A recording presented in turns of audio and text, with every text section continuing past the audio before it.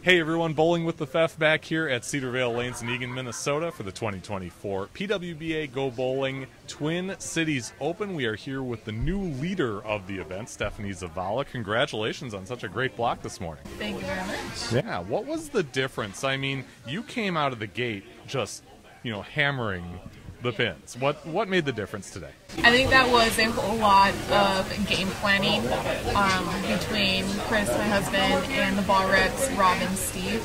I was struggling to get out of the gates. My last two blocks, I go 170, 190, and we know the scoring pace is a lot higher than that.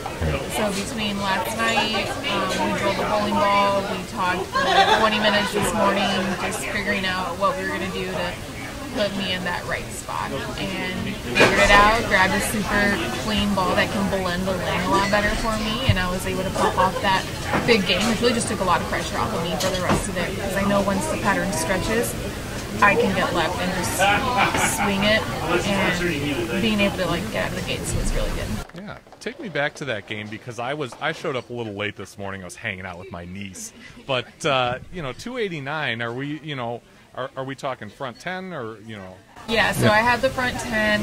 The last one was just a little bit of a flat 10. I didn't quite grab all of it.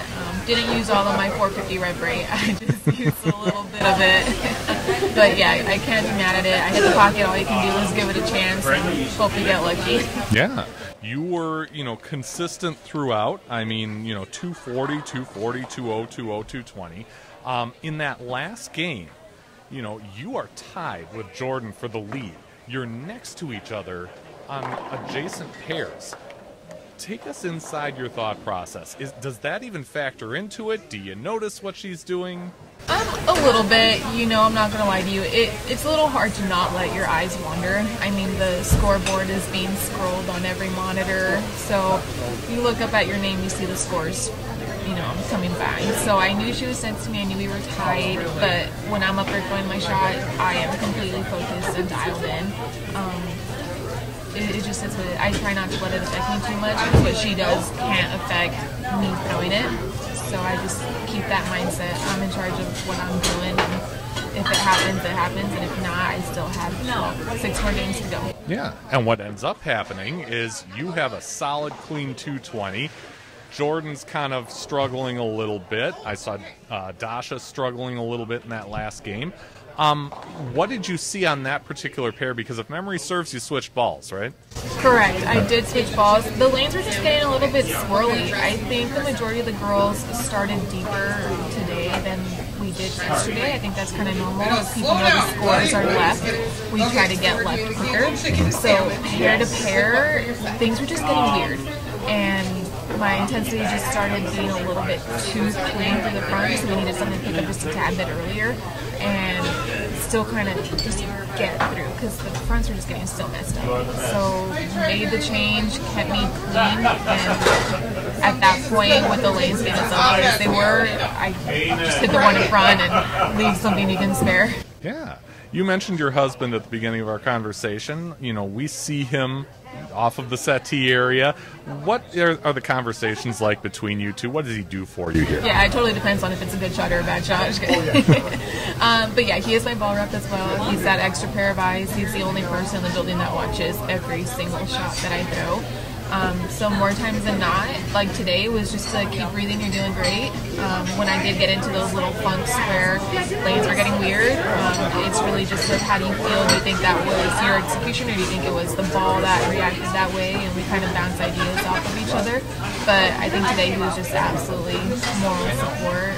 He put the right ball in my hand at all times, and when I'm throwing it the way I was throwing it today, ball repping is kind of easy. Yeah. So his job is to just make sure I have the right ball in my hand, make sure I'm hitting the right spot, and saying, good job, babe. Yeah. Do you have a preference when it comes to how many people are on a pair? Because obviously there's fewer, and obviously you want to be in the advancers rounds where there are fewer bowlers, but I mean as far as pace of play. Yeah, I would love, 3 to 4 on a pair. 5, during qualifying, that just makes for really long days. Transition, again, happens a lot because you got a lot more bowling balls going down the lane. And sometimes you have wagon trails, essentially, it feels like, because some girls are to the right, some girls are to the left. So I loved having 3 on a pair. I know next round it's only going to be 2 on a pair. and that's where I'm really going to have to focus on we're going to bowl at my pace, just slow everything down, because it can get really easy to just bowl, and then you're like rushing and your heart rate's up and everything just gets messy. So with 2 on a pair, we really have to focus on 3-shot routine, don't change what we're doing, slow down the pace a little bit. Yeah. How about the format? I mean, we're talking 4 qualifying rounds, no match play. It's just total pins gets you into the step ladder. Is that preferable to you, and is there kind of a strategy for that? Yeah, yes and no. My mentality, I always try to think one cut ahead of the current cut. So like yesterday the cut was to top 24, but I wanted to be as close to the 12 number as I can be. Today the cut was to 12, and I told myself we need to separate ourselves from the 5. So that way I build more of a gap each block. The format is what it is. It's what we typically do. I do love the match play format, so I'm looking forward to Queens and the US Open and their Classic Series, but this format is just what we're used to out on tour, and I think if you bowl good, you should be at the top. So I'm totally okay without having the bonus pins, and things get crazy with bonus pins. Yeah. For sure. Well, we've got a shorter break here, about an hour and a half to go as we're recording this, so I'm going to let you go on that. Stephanie Zavala, best of luck in this last qualifying block and perhaps beyond. And you bet. And thank you for watching this. Stick around here on the channel for more coverage from the 2024 PWBA Go Bowling Twin Cities Open.